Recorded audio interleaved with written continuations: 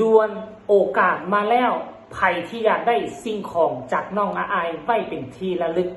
เสื้อปิดฤดูกาลผลิตครั้งเดียวและกระครั้งแรกไผ่รุดจองจะเสียใจเป็นแท้แน่นอน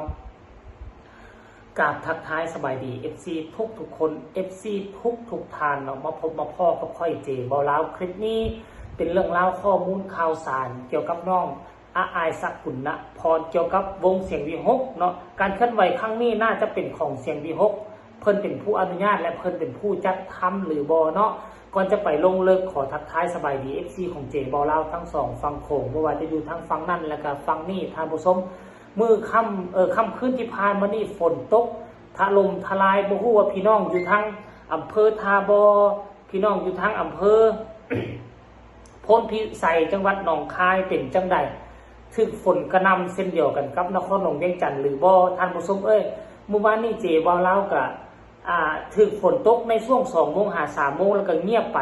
แล้วก็เจบ่เล่าก็บ่ได้ไปใต้กบใต้เขียดดอกลงไปน้ำมือหาปูหาป่าแต่ที่ไหนได้ออกจากบ้านไปประมาณ 6-7 ลักฝนซัดคุมเอาอยู่แถวบ้านโตบ่ตกไปตกอยู่แถวทางนั้นบัดขี่ไปอีกลักเดียวกิโลเดียวฝนเศร้าตกจ้อยท่านผู้ชมแต่ว่าเจบ่เล่าก็ได้ป่าหลายได้เมื่อคืนนี่ได้ประมาณ 2 โลนี่แหละไปน้ำกันไปน้ำกัน3 คนในพูละ2 โลกว่าท่านผู้ชมรถทั้งหมดก็6 โลนี่แหละ3 ชั่วโมงหาปูหาป่าโอ้ยส่วนจะได้ป่ากินบัดกลับมากะมาไต่กบไต่เขียดบ่ได้อึ้ง2 ตัวมาฝากแฟนท่านผู้ชมอันนี้เรื่องเล่าข้อมูลข่าวสารนี่บ่ฮู้ว่าที่ผ่านมานี่ทั้งน้องอาอายหรือว่าวงเสียงวีหกได้จัดทำแบบนี้บ่ถ้าคนค่อนข้างว่ามีชื่อเสียงเป็นศิลปินที่มีหน้ามีตามีชื่อเสียงแน่จักหน่อยเนาะรายรับของเขาส่วนหนึ่งแล้วมันได้มาจากการทำเสื้อนี่แหละคือน้องอาอายบอกว่าเป็นครั้งแรกเป็นครั้งเดียวเนาะอันนี้เป็นเพจของผู้ใดบ่ฮู้ท่านผู้ชมนี่น้องอาอายแชร์มาแสดงว่าเพจนี้บ่แม่นเพจปลอมถ้าน้องอาอายเป็นคนแชร์น้องอาอายแชร์บอกว่าใครสนใจเข้ากลุ่มไลน์นะคะอันนี้เมื่อ2 วันที่แล้วเมื่อ2 วันที่แล้วเขาเจ้าเขียนว่าจังไหนตี้เปิดจองแล้วจ้ามันยังก่อนนี่แรไอเทมผลิตแค่ครั้งเดียวเสื้อปิดฤดูกาลปีที่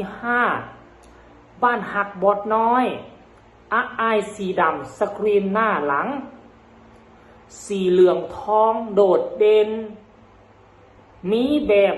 คอกลมและคอวี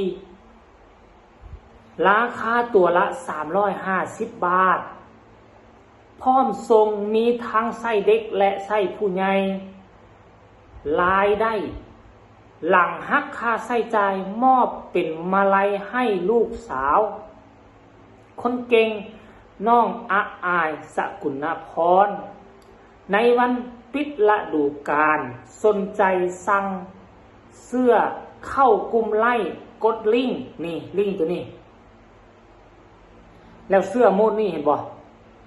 สกรีนตัวหุ้มน้องอาอายพร้อมข้อความพร้อมมี2 แบบมีแบบเดียวแต่ว่ามีทั้งหน้าทั้งหลังนี่จะมีได้เขียนชื่อใส่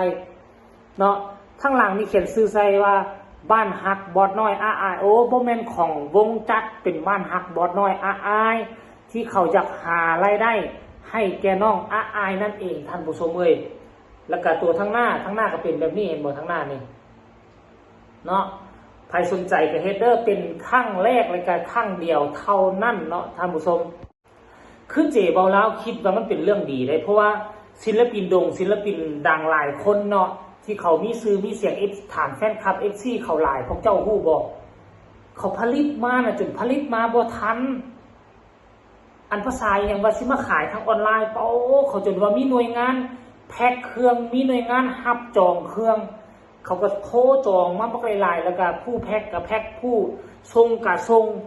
ผู้จดบันทึกจองกับจดบันทึกจองมันจนเฮ็ดให้รายได้ท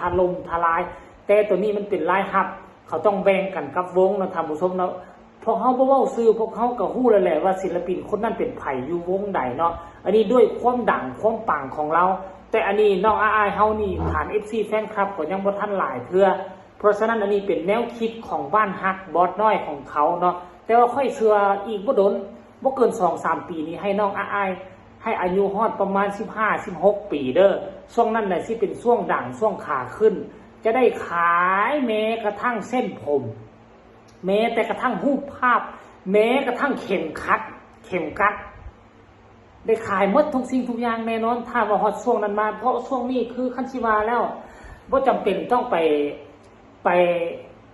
บังคับให้น้องบึกบืนตนเองให้สู้ซนให้มันดังกว่านี้เพราะว่าน้องหาอายุก็ซ้ำนี่เป็นช่วงระยะที่ฝึกฝนหล่อหลอมและน้องมีกระแสดีป่านนี้นี่ก็ถือว่าโชคดีของวงเสียงวีฮกไปแล้วเนาะปล่อยให้น้องฝึกฝนหล่อหลอมขึ้นไปจาก12 13 14 15ค่อยคิดว่าน้องนักอายจะดังเปี้ยงปังขึ้นมาหลายกว่านี้น่าจะช่วง15 ปีขึ้นไป25-30 ปี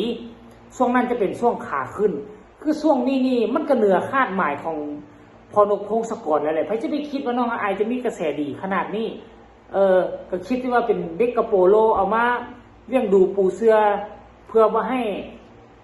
ทั้งงานลำมีพละหลายก็เท่านั้นแต่บังเอิญมาแล้วกระแสน้องดีขนาดนี้ดังขนาดนี้มันก็ถือว่าเกินคาดแล้วเนาะไม่จำเป็นต้องให้น้องบึกบ่นสู้ซนกว่านี้เนาะ